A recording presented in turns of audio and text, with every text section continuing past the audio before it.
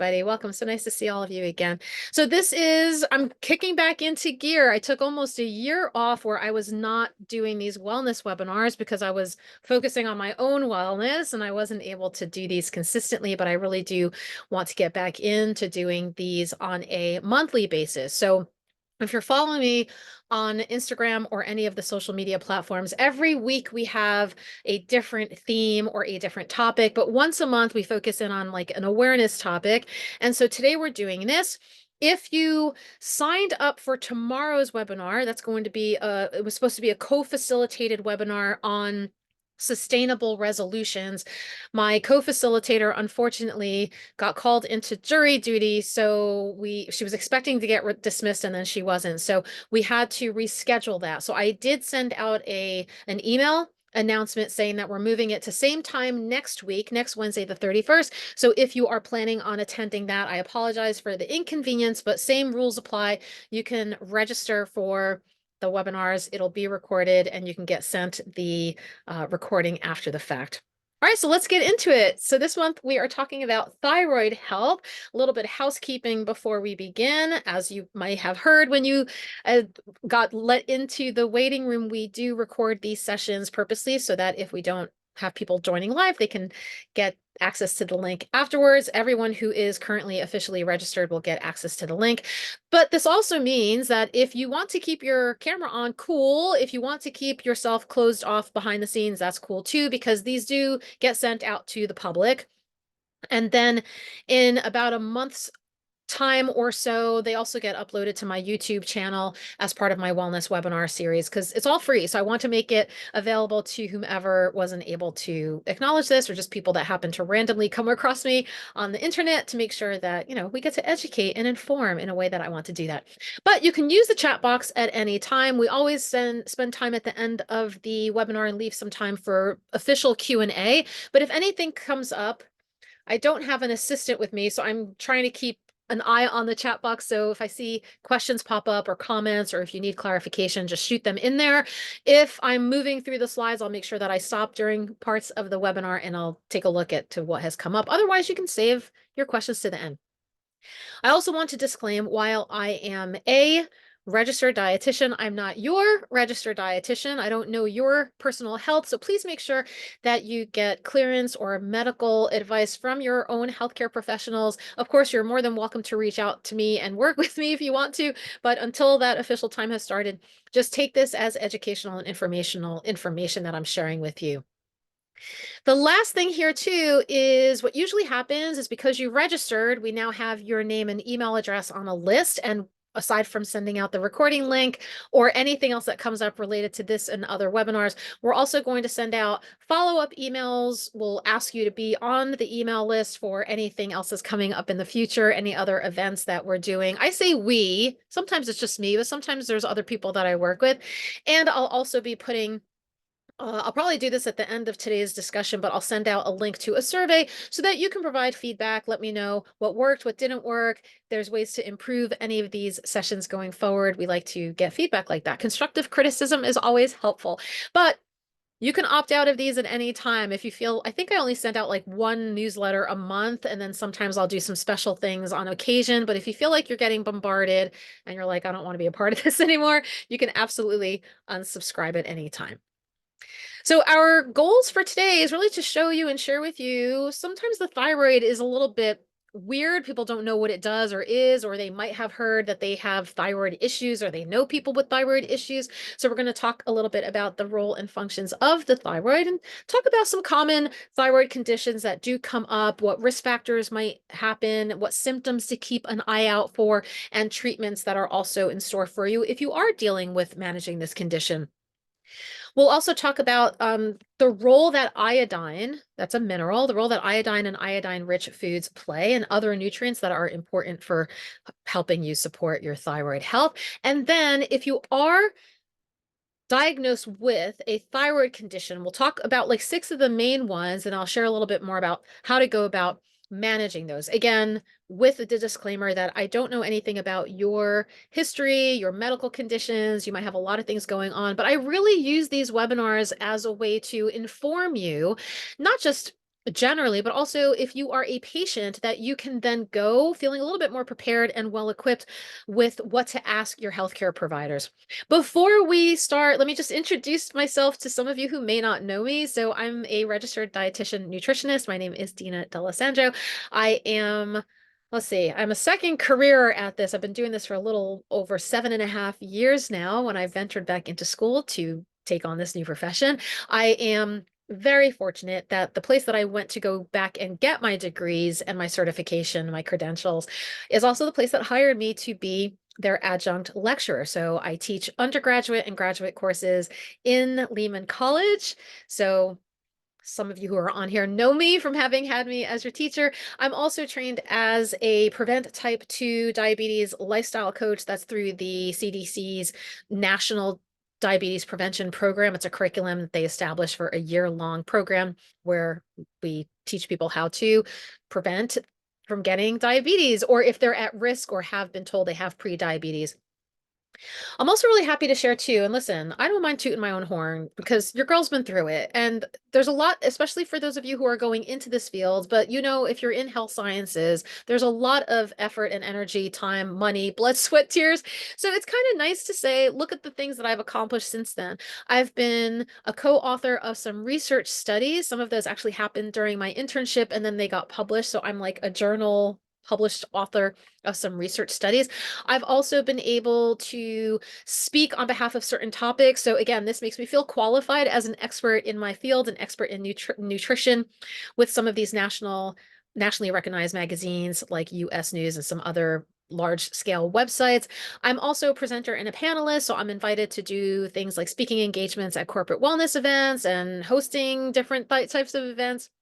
And then I've also been a mentor and preceptor to a variety of nutrition students, dietetic interns, and also newly credentialed dietitians. So I like giving back. I like being able to help people navigate this new field that they're in. And if any of these things interest you, I'll share with you a little bit at the end of our webinar some of the services that I provide, and you can always keep in touch and reach out to me.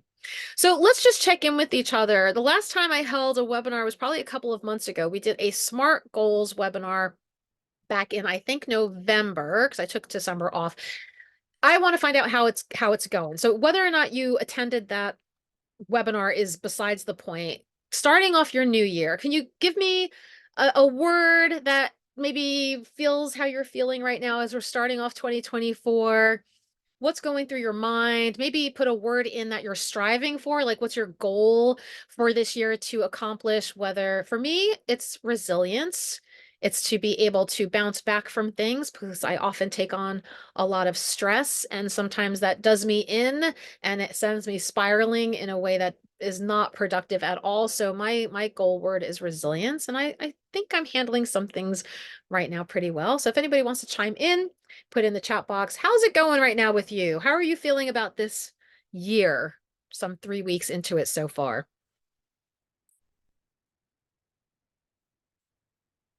And if you don't want to share, that's okay. You're not compelled to be interactive, but feel free to chime in later on if you want to. All right, so let's get into it. So today's conversation, like I said, is going to revolve around the thyroid. So let's first explain what a thyroid is and does. Your thyroid is, sometimes you'll see people who specialize in thyroid health, they'll have a little butterfly as a logo because it is a butterfly shaped gland. It's an endocrine gland. So the endocrine system of your body creates hormones, and that is normally located at the lower front of your neck right there that you can see, kind of like where your Adam's apple would be. And that provides you with thyroid hormones that gets secreted into the blood and helps get carried into different cells and different tissues and different organs, and it provides you with a bunch of different functions, which I'll talk about in a second. And when your thyroid is healthy, like it looks like you can probably touch it and feel it, but you really can't. So if it's healthy, you shouldn't be able to feel it. It's when it becomes enlarged, and I'll talk a little bit more about some symptoms where you might want to double check if you're having any issues with the thyroid. So the hormones within it, how it actually functions, the major hormone from the thyroid is known as thyroxine, and you don't have to memorize these things. I'm just sharing with you the language that you may hear if you're in a doctor's office. It's also known as T4. So we'll talk a little bit about blood tests and how people get diagnosed, but that you might see on a blood panel. Like when you get your blood test back, you might see something called T4. or T3 or TSH, which I'll elaborate a little bit more later on. But I put this slide up here because I always thought it was really cool that the thyroid and the pituitary gland, which is this gland located at the base of your brain, that helps with stimulating and getting things kicked in and kicked on. They act almost like a heater and a thermostat. So when the quote unquote, when the heater is off and it becomes cold, right, your thermostat kicks in and it raises the temperature. And then vice versa, when the thermostat is overheating, your sensor kicks in and it kind of shuts off the heater. So the same thing kind of applies. And when we talk about our body functions, we see a lot of that similarity in different other types of hormones and different elements that are used throughout our system. Sometimes we know them as a lock and key. It takes something to get something else started. And in this case, I liked that thermostat correlation analogy. So let's talk about the function, the role that the thyroid plays here. We have three main things that it does. Number one is metabolic control. So your thyroid hormones that are produced by your thyroid gland, they play a key role with controlling body metabolism. What is metabolism? Metabolism is turning the food that you eat into energy or into whatever else your body requires. When it converts that food and it breaks down that food, that's known as metabolism, right? We have eating is the form of ingestion. Digestion is what the food does as it goes down into your gut. And then metabolism is sending off all those large molecules into smaller molecules to give you your body energy to help perform movements or other functions in your body. It also helps with regulation of growth and development. So if you are looking at somebody who is pregnant, this also plays a role in fetal development too. So it's a very important process of fetal brain development in that case. But really, every stage of life that we're going through, something's going on. We're growing and developing in some way. The last one you see here too, which I'll share with you coming up in a few slides why this is important, that there's also an impact, a correlation of your thyroid function with your heart, your muscle, and your digestive systems. There's a lot of influences there in the functioning of those other systems.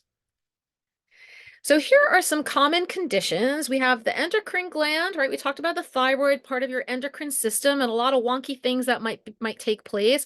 And it's it's known that the prevalence of some of your thyroid conditions or disorders do increase with age. So maybe you weren't prone to anything when you were a child or in your early decades of life, but maybe you start seeing now that you're in your 50s or 60s or 70s that this might be something to keep an eye out for.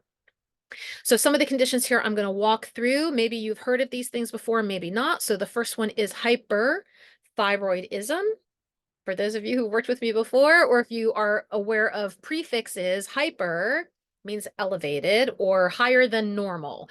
So in this case, your thyroid gland is making too much thyroid hormone. So it's considered to be like an overactive thyroid. And it does speed up your body's metabolism, and it can cause a couple of other symptoms, which we'll see in a second. On its opposite end is hypothyroidism. So hypo means under or lower than normal. So this is what you have as an underactive thyroid, where you're not making enough of this thyroid hormone to meet your body's needs. So again, remember we said before, it has to do with metabolism, it has to do with your growth and development, and it has to do with your muscle, your heart, and your digestive system. So all of those things could be affected whether you have too much or too little coming out of your thyroid.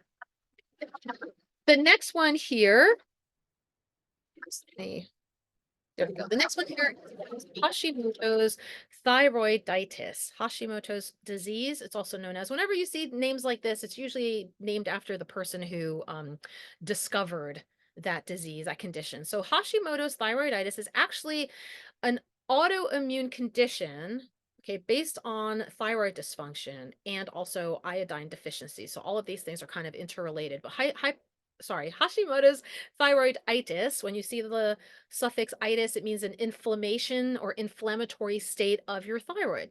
So this is a chronic autoimmune disease. Autoimmune basically means that your body is fighting against its natural functions. It thinks something is attacking it. So this, interestingly enough, can cause your hypothyroidism to happen. So the thyroid gland can cause lower than normal levels of thyroid hormone in your body. So that underactive thyroid can happen. On the opposite end, you have something called Graves' disease, which is also an autoimmune condition. Again, just part of the natural functions of your body that you're going to have to live with probably lifelong. And that can cause hyperthyroidism. So it can create an overactive thyroid. Interestingly enough, you are more likely to develop Graves' disease if you smoke. So I've mentioned plenty of times in the past that I am a former smoker. I was one for 23 years. I have not been one for 12 years now, maybe going on 13 years. It takes a very long time to try to detach from smoking if you are a prevalent smoker. So I would highly recommend and encourage you that if you can stop smoking, please do. That's my little tip for all of you. The next thing up here, maybe this is something you've heard of too. This is known as goiter. So goiter is very recognizable that your thyroid becomes very inflamed and enlarged, large enough that you can actually see it popping out from someone's neck or someone's throat area. And this is a direct result of iodine deficiency, which is the most common cause of goiter. So again, we're going to talk about in the second half of our webinar what iodine even is and does and how that's related to your thyroid. Next up here, we had thyroid nodules. So these are not necessarily super serious. And some of these things, you might not even know that they're there. Thyroid nodules will sometimes get diagnosed when you're in getting imaging for something else. It might appear on an imaging screening of something, and that could be when they detect it. So you might not even know what's going on. But these are more common in older adults.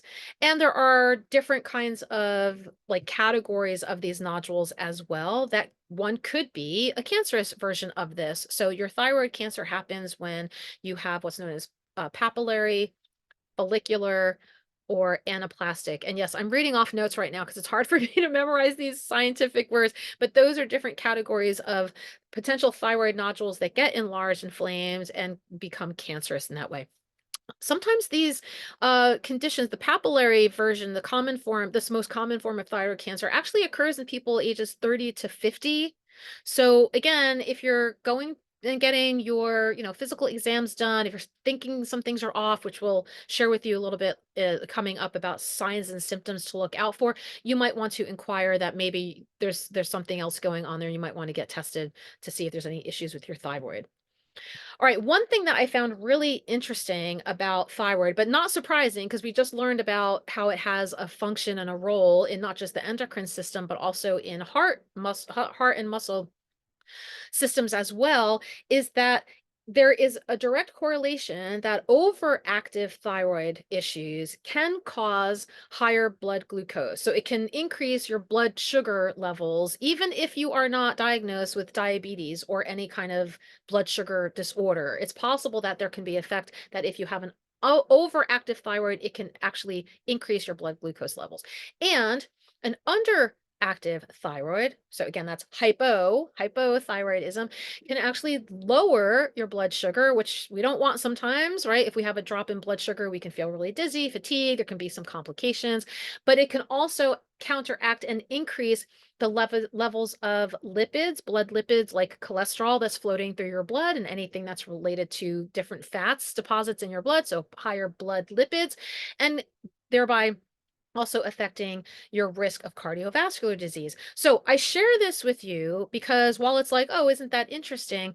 If you have been told that you are pre-diabetic, or if you are currently managing diabetes, it's possible that there could be some other issue at going on here too that you might want to keep an eye out for. So maybe that's time to go check your thyroid. And for people with diabetes diagnoses, they may or may not be working with an endocrinologist. So we'll talk a little bit too about specialists that you might want to make sure that you're working with to get everybody's input, because not every primary care physician knows what they're looking at. They just look at a blood test and they diagnose you, but sometimes that's all that they give you.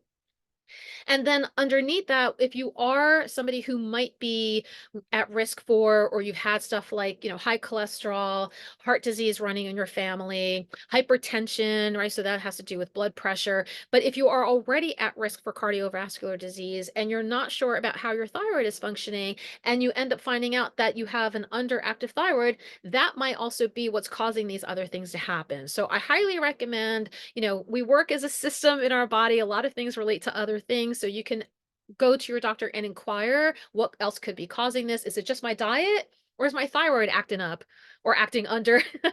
And also, If you are on thyroid medication, but you're like, I'm not taking it today, or it makes me feel kind of weird, so I'm skipping it. Again, be careful of that because number one, you should always be talking to your doctor before you take or stop taking any medicines. But if you are not taking what you should be, what you're prescribed, then that could end up affecting some other system in your body, and we don't want that to happen. The rule is make sure you're doing things or at least speaking with your doctor accordingly. All right, so we're going to play a little game here. Signs and symptoms that are correlated or connected to some of those 6 common conditions that I mentioned before. We had hyperthyroidism, we had Hashimoto's disease, we had Graves' disease, we had goiter, we had thyroid nodules, and then we had thyroid cancer. So in the chat, if you want to test yourself, which ones do you think are directly connected to which conditions? So is number 1 something that you think might be related to hyper or hypothyroidism? Or if you don't want to put it in the chat, that's okay. You can kind of guess on your own, and I'll just leave this up for a moment. Right? So if you think one of the symptoms, fatigue, cold sensitivity, constipation, dry skin, unexplained weight gain, what might that be related to when it comes to thyroid function? The second group of symptoms there, unexpected weight loss. So you're dropping some pounds and you're like, I didn't mean to do that. What's happening here? Or you might start feeling irregular or rapid heartbeats. You might start sweating. So you got a lot of, hyper things going on. What might that be related to? I might have given it away. Number 3, signs and symptoms that are listed there as far as swelling, cough, there's throat tightness, you might have trouble breathing. What might that be related to? And number 4, a lump in the neck. What do you think all of those, how do you see them figured out there? Let's take a look. Okay, so number 1 we think might be related to hypo. So an underactive thyroid might cause the fatigue, cold, et cetera, et cetera. All right, so let's jump into the next slide and see if your guesses are correct. Huzzah, there you go. Number 1, yeah, it could be. I do want to say too, just by the way, a lot of these thyroid conditions, you might never, like I mentioned before, you might never notice any symptoms at all. But if you are noticing, again, a pattern of stuff, listen, I have constipation every so often. It's not going to mean that I always have a thyroid condition, but if you see patterns of things going on, things that feel like they're not explained properly, like I don't know what's happening and there's a group or a cluster of things that are happening here, maybe it's time to go get checked and get your endocrine system checked too. Make sure that you're getting your thyroid checked. Number 2 could be related to hyper, right? Remember the fastness, the overactivity of something, the hypermetabolic. So if something is making you expend a lot more energy, it's using up the food, it could end up not allowing you to maintain a proper weight. So if you are unexpectedly losing weight or dropping weight, or vice versa with the hypothyroidism, unexpectedly gaining some, that could be an issue related to your thyroid. Goiter, again, you might see the swelling, the enlargement of there, and then the thyroid cancer. It's possible that you'll see the lump in the neck. Again, it might not be, but if you do see some signs like this, make sure that you do get tested and check it out. All right, so let's talk a little bit about the diagnosis of these conditions. Again, I believe that in your normal, what's known as your metabolic panel, I believe if anybody works in a doctor's office, you can correct me. That when you go to get your physical exam, a lot of things are naturally on there. Like you're going to have cholesterol, you're going to probably have iron. I think you always have um, well, the thyroid stuff, but you have like AST and ALT, which is related to your liver enzymes. So I think if I'm not mistaken, you usually should see something like TSH, T3, or T4 listed on a blood panel. If you don't, that's a good opportunity right there to ask your doctor. I've been feeling some signs and symptoms. I've been noticing some issues that I'm a little bit concerned about. Could we get a diagnosis on my thyroid? And so these are the common ones that you will see: thyroid stimulating hormone, TSH, and then T3 and T4 as the other ones as well. All right, let me just take a look at my notes. I think that's all I wanted to share on that. So treatments of it, if you are diagnosed with something, you're probably, as I said earlier, you're probably going to first get diagnosed or see those lab values come up abnormally at maybe at your regular physical exam with your primary care physician or your PCP. But they're also specialists. So anytime you are working with systems in the body, there's people that are also focusing in on that particular system, area, function, condition, disease. So an endocrinologist would be the next person that you would probably get referred to or that you can inquire about getting sent to. But there's even something called a thyroidologist. So within the endocrine, the hormones, right, within the hormone field or the endocrinology field, there's somebody who is specifically looking at thyroid conditions. And so that's even a specialist upon a specialist. And then last listed here is somebody like a registered dietitian. We are specialists within the foods that could exacerbate your condition, the foods that could be used to help manage your conditions, the food that's going to be used to support your overall health. So if your primary care physician is the only one working with you, again, with all due respect to people in the healthcare field, they just know general information. It really does, I think, help you with advocating for what your needs are with going to work with another specialist in that team setting so that you're going to learn the basic stuff, but then you're also focusing on someone who definitely knows a lot more about this particular condition. And of course, I'm always going to speak out on the value of a dietitian because, as you may or may not know, a lot of people in the medical field do not get any training in food and nutrition. And they also don't understand the nuances of things too, like meeting you where you're at, understanding some behavioral issues that might come up and make it challenging for you, recognizing that different cultures eat different things and having that humility there. So, what I tend to say is if you are told by your doctor you're diagnosed with something and they basically just say, oh, you don't need to go see anybody. Here's a list of things to eat or not eat. Please say no. Say, please send me or refer me to a dietitian or try to find a dietitian if you have health insurance within your directory, because I have at this point now 7.5 years in, I can probably say I've worked with thousands of patients, and a lot of them have some really serious conditions going on. And a lot of them are also pregnant. Like I've worked with the prenatal population too. So it's not just their health, but the health of their baby. And I am baffled. As a matter of fact, it makes me nervous as to how so much misinformation gets sent to the patient with no questions asked. And when they finally do come to see me, I have to undo that. I have to do a little bit of damage control. I have to maybe even reach out to the healthcare provider and say, that's incorrect. Or, you've scared my patient into eating nothing. And now, they're losing weight or they can't function properly because they're so nervous about what to eat. So really working with somebody that has a little bit more of the experience and the expertise, of course, I'm always going to fight for that. All right, so let's talk about the nutrient of importance here, right? We have iodine, and you may or may not have heard this word before. If you are in the science field, this is a mineral element, right?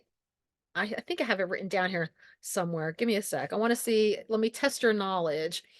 Do I have it written down? I think I have it written down. Yes, the atomic number for iodine, if anybody took chemistry back in the day. Orgo, Gen Chem, I can't remember. Atomic number 53 on the periodic chart, and the letter I. That's what iodine is if you happen to see it on the element table.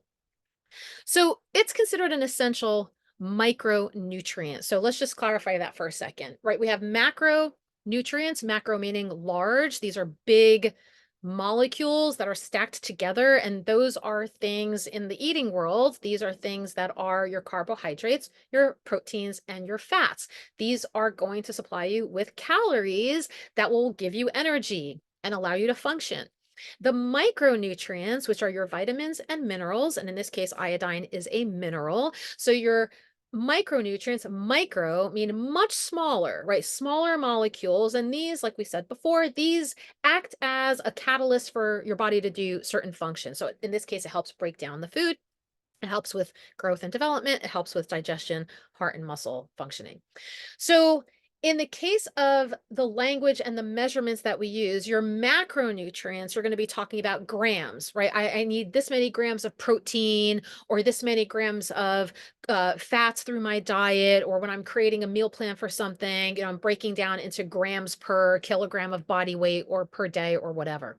In the case of what we're talking about here with micronutrients, we're talking about micrograms or milligrams sometimes. So much smaller amount.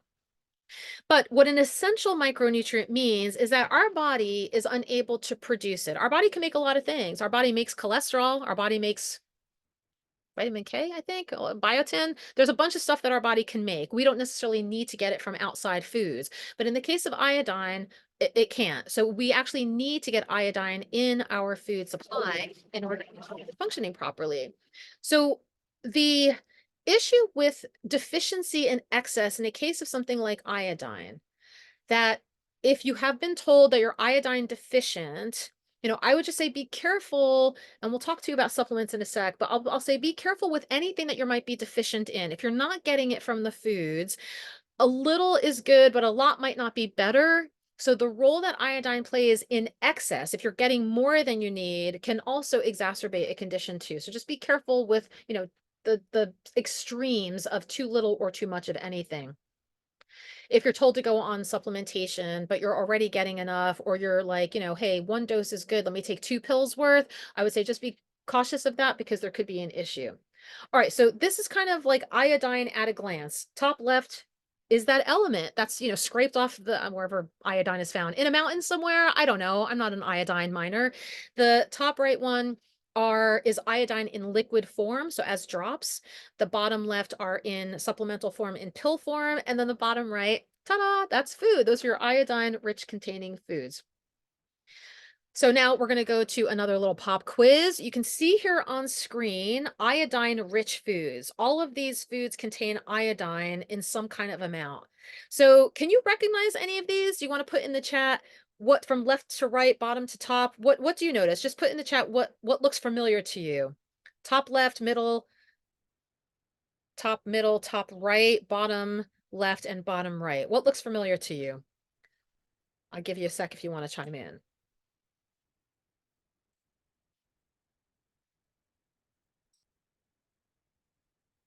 Okay, Stanley, salt, that's one. Yeah, anyone else want to chime in? What looks like a familiar item to you, food-wise? If not, that's okay. I'll give you the answers here. So top row, you have seaweed, sea vegetables. You have the middle one is canned tuna. In this case, the one on the right is not just salt, it's actually iodized salt. That's actually important. I'll explain why in a sec. Your bottom row has eggs. Those are eggs in a shell. And we also have grilled chicken. And I also added on the top here now, you can see that the recommended daily requirements or the recommended amounts for us to get in healthy functioning diets is 150 micrograms per day. So just out of curiosity, which one do you think has gram for gram, serving per serving? Which food do you think here has the most iodine in it in comparison to the other stuff that's listed here? Is it seaweed, gram for gram, serving for serving? Which one do you think gives you the most bang for your buck?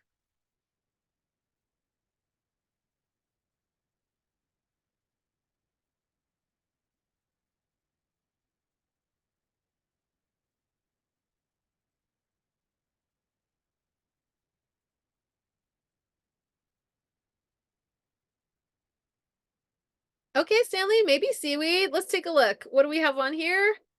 Is seaweed the winner? I can't see the screen anymore, so give me a second. There we go. All right, so gram for gram, serving per serving, we have seaweed is the winner. Yeah, and second in line is iodized salt. Exactly. So that is what we're looking at as far as cobbling together a variety of different things. And listen, I'm going to tell you right now, it's okay if you don't love seaweed. It's okay if you don't love tuna. There's some like workarounds to some of these things as to how we get this stuff. Iodine in its most natural form is found in the soil of the foods that are grown in it. And then it is also found primarily in a lot of seafoods or sea vegetables. So if you like sushi, right, there's that seaweed in there. Or if you like having a seaweed salad, that's cool. If you don't love stuff like that, you can move on to something else. Or in the case of table salt, I'll explain a little bit too. I'll explain a little bit too in a second about actually, let me go back here. I'll explain a sec here about the table salt discussion. Um, in when in America anyway, there are some things like folic acid and iodine we already put into our food supply because we know that it is a very big nutrient of concern. So in the case of iodized salt, right, I'm thinking of like the Morton's table salt where like it pours out of the, container. It's got, I think that's the one with the girl with the umbrella. So that is iodized salt. Not all salts are created equally though. So if you're going onto a Himalayan pink salt or a kosher salt, not all salts are required to have iodine in them. And in the case of American sodium intake, the foods that contain the most amount of salt in what we eat on in general, on average, are in our packaged and more highly processed foods. And that salt is not necessarily iodine rich or iodine, what's called fortified, meaning that the salt itself is only containing sodium and chloride, but then the manufacturer adds the iodine in it to fortify that because it knows it's going to be an important nutrient. So again, just because you eat salt, or if you're taking in salt in different forms, or you're sprinkling salt on your meals, that you're purchasing different kinds of salt for flavor or texture or taste, just keep in mind that it might not be iodized salt. Iodized is like something that a manufacturer does to the salt. It doesn't come like that naturally. Other key nutrients that I want to share here too. So not everybody knows that, sometimes we have other things that we should keep an eye out for. So in the case of these other nutrients here that you see on screen, we have left to right, we have vitamin D. So I put a little example, vitamin D, the best source for you, the quickest way to get vitamin D is go stand outside for 10 minutes. But if you're heavily sunscreened, if you're darker complexion, you might not be getting as much vitamin D on you. Or if you've had issues with skin cancer and you're being told to stay out of the sun, you might end up having to supplement it or get through foods. So vitamin D rich foods would be things like fatty fish, fatty in the good way. So we have like tuna and salmon, milk, dairy, eggs, really any kind of animal product would give you vitamin D.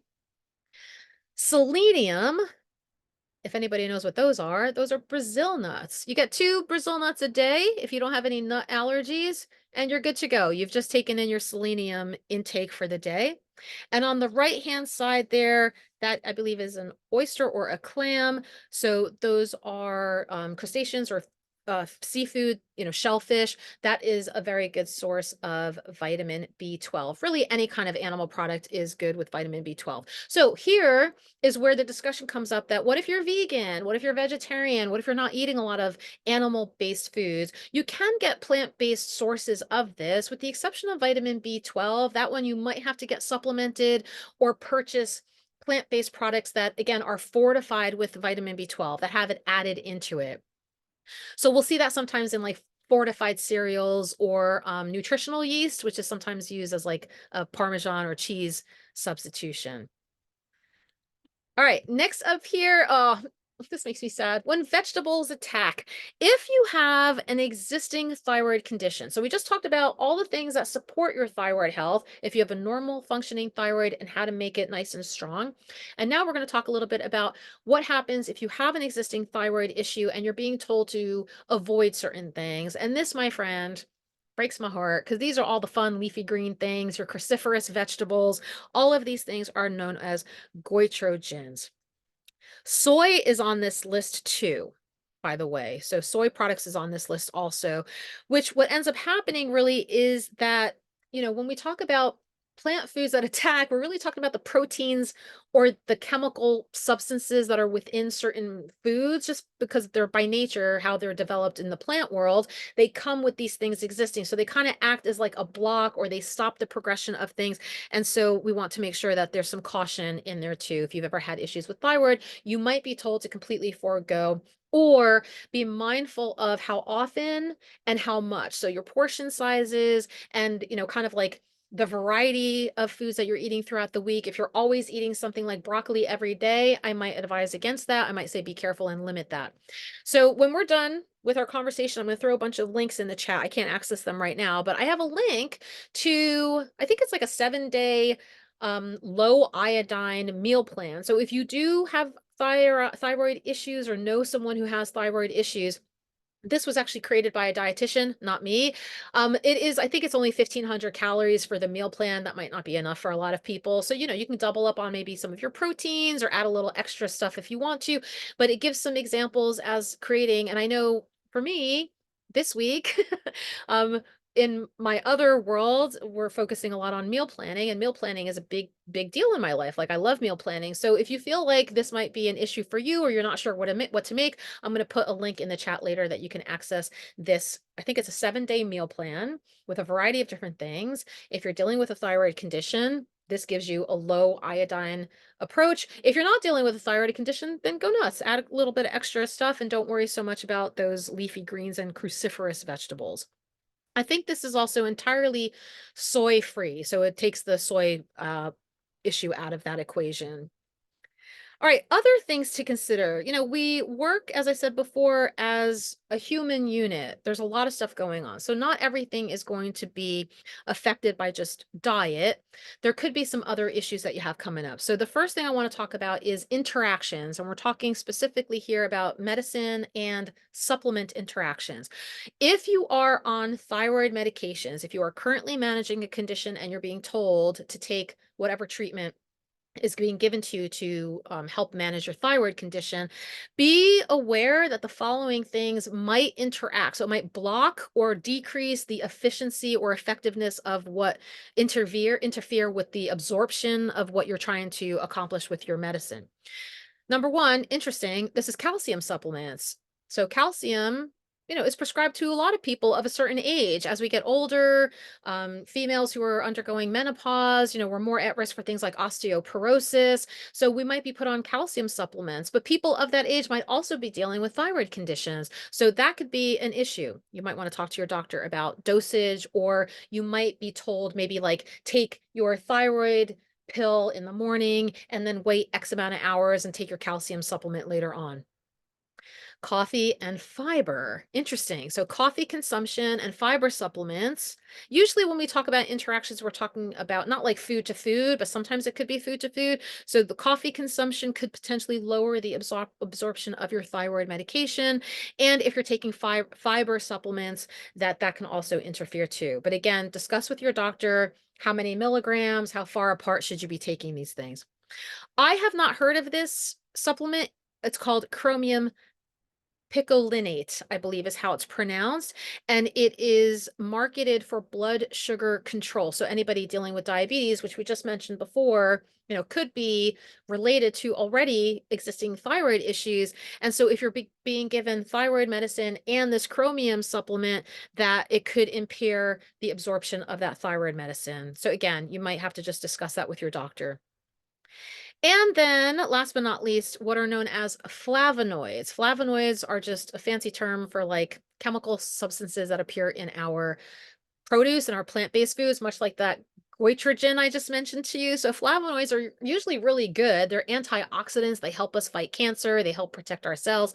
But sometimes too much of them in certain things like teas and fruits, like really deep, dark vegetables and fruits. So again, if you're eating, portion after portion 3 times a day, you're doing a ton of like herbal teas and you're doing buckets of mango every day, just be conscientious. It might not mean you have to get rid of everything. It just might mean spacing things out or limiting what you are taking in to make sure it's a little bit more uniformly spread out through your day.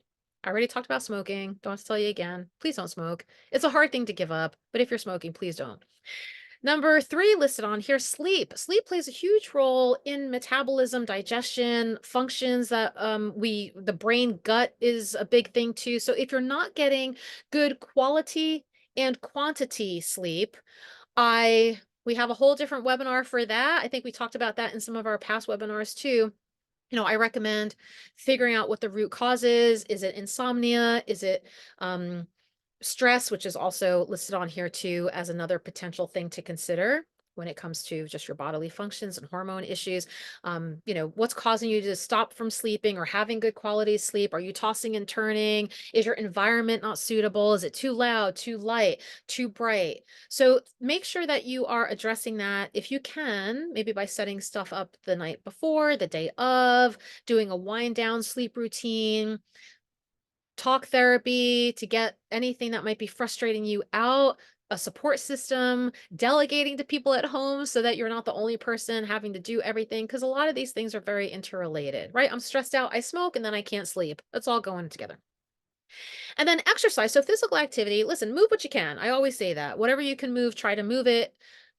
as often as you can, even 10 minutes every so often throughout the day. Try not to just always be sitting down and being sedentary.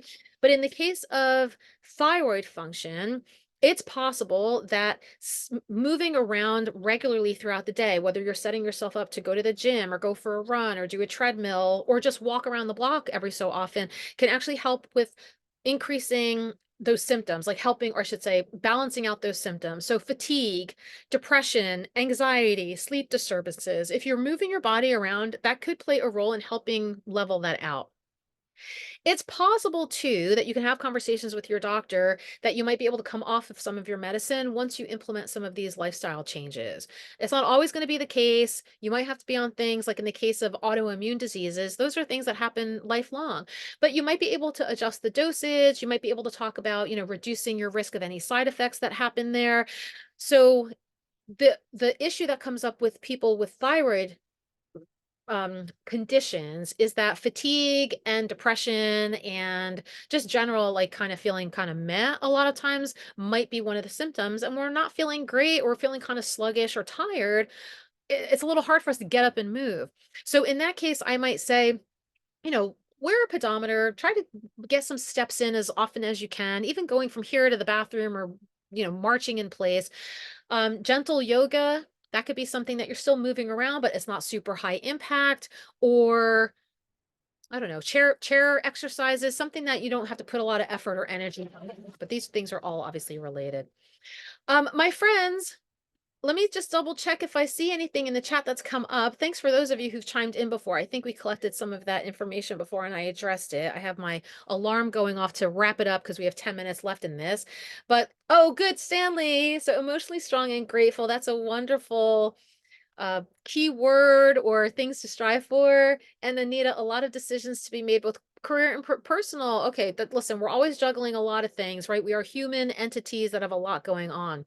So share with me in the chat or think about some of the things that we just discussed. You don't obviously have to disclose anything private, health or wellness wise or anything like that. But what are some of the next steps that you can do to help either support your healthy thyroid, or if you are dealing with some interesting patterns and symptoms and things that are going on, or you've currently been, or you are having an existing thyroid condition, is there anything from this webinar that you can take away that you can put into mind of like the next time I'm at a doctor's office, or, maybe I'll ask about the supplement thing, or maybe I'll start moving around a little bit more and increasing my level of physical activity. So think about some of the takeaways of how you might implement what you learned here into your future goals, or if this helps anybody else in your social circles, your friends, family members, loved ones, that this could be some interesting information to share with them, and think about how you might want to move forward in that direction. For me, thankfully, I haven't had any thyroid issues, and I do enjoy a wide variety of all those foods before.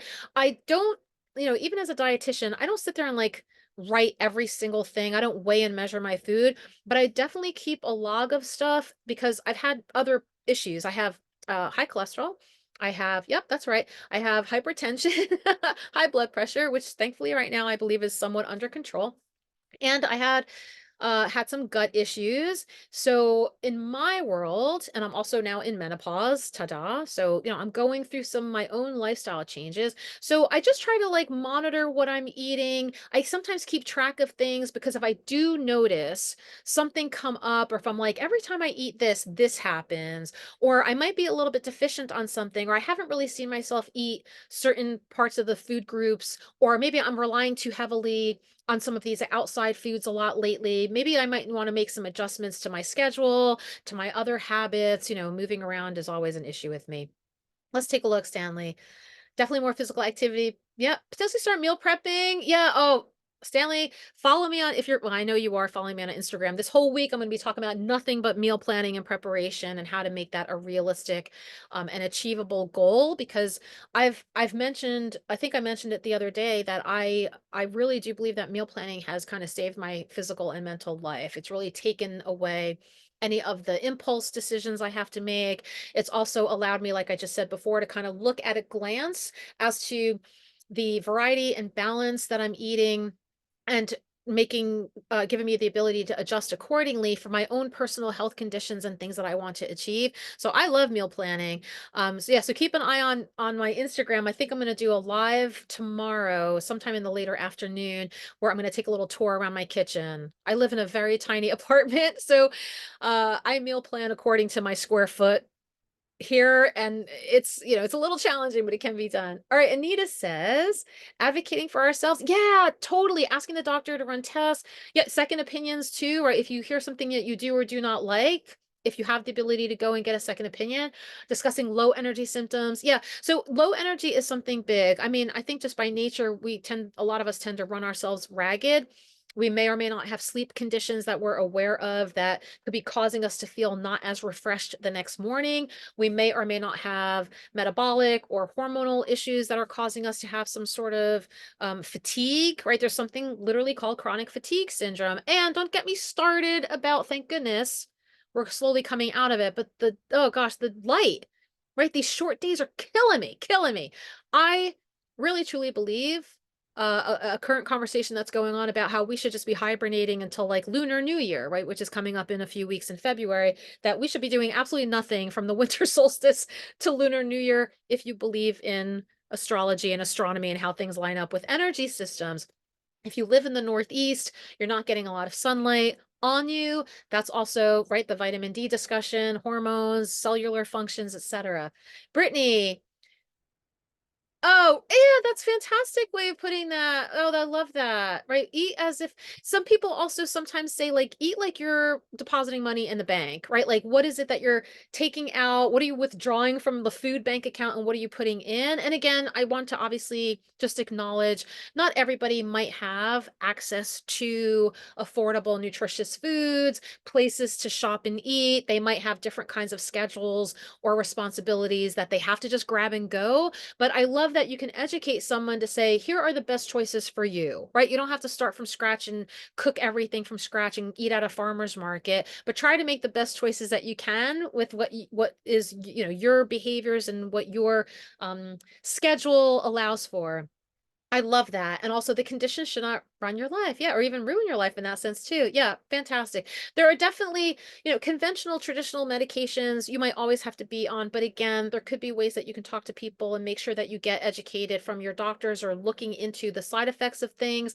Hopefully you don't have to be on things long term, but sometimes our bodies are just wonky like that if we can utilize food to help support our health, great. But you might also have to take medicine, and that's just going to be how it is. Like sometimes that's the case. But I love that philosophy. Thank you. All right, so I'm just going to open it up for any other Q&A, as we still have about 4 minutes before the end of our conversation. If you want to throw in the chat or unmute yourself, raise your hand if you want to open up your mic.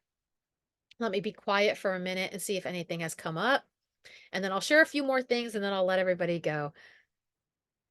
Let's take a look if anybody else is chiming in. And of course, you can always jump in the chat while I'm going through the next couple of slides.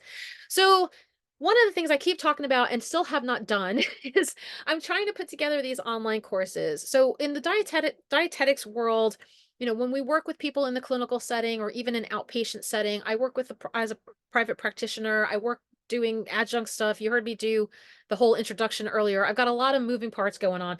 I can only help a certain amount of people. I'm very limited to how many people I can work with in the course of a week. So I'm really trying my best to finalize and put together some of these, what I call these online courses, which have to do, some of these are with chronic conditions, but I also have some other things like intuitive eating, meal planning and preparation. And I believe this is going to be affordable. This is like a self-paced thing. They'll be housed somewhere on the internet where I think I'm charging like $28 for 4 weeks worth of stuff. So every week you kind of treat it like a little self-paced class and you get to keep the materials and stuff, but every week you get a new module, a new video, and a little homework assignment. So it's kind of like a little mini course on if you've been diagnosed with something, or if you are interested in learning about a certain diagnosis, here's what you might need to know. And then you can take that information and move on to talk to your doctor. You can take that information and work with a dietitian like me or someone else in your life, or take that information and share it, knowing that it's come from somebody who knows and understands this particular content. It's also helpful too for like peer to peer in my world. So if you are already a dietitian or you're a healthcare provider or a health coach or somebody who might not have as much in-depth training in some of these things like kidney disease, liver disease, gut health, that might be something that you're really interested in learning a little bit more about, or that your patients and clients are coming to you with questions that you're not really comfortable with answering or might be outside of your scope of practice. But at least you can say, oh, here's what I know about it and here's some guidance I can give you.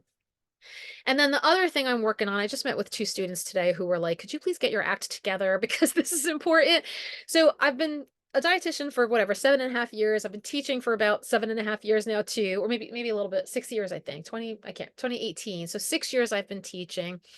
And what I'm learning is that, obviously academics can only get you so far. What we learn in the textbooks does not necessarily always relate to or transfer into what we know in the real world, or some people they're not getting as in depth, or there might not be the ability to go in depth in some of your classes. So I'm trying to put together some kind of like business career coaching, especially when it comes to like counseling skills. So if these are things that you as a nutrition student, health science student, a dietetic intern, a newly credentialed healthcare professional, if you think that this is something that might interest you, keep an eye out because I'm probably going to do a blast announcement once I get all my stuff together. And again, this would be like a monthly subscription, 20 to 50, again, $28 to something in mind. And then if you want to, reach out to me and meet me on a regular basis, like once a week, once a month, then obviously you just pay a little extra to do that, but it's all kind of like done for you. So I'm still working all of that. I'm excited about it because I do think there are people out there that are trying to work in that realm, but are just charging so much money. And I really just I can't see myself doing that. Okay, friends, this is where you can reach me. If you know who I am, you know where to find me. I'm pretty much Dish with Dina everywhere on the internet.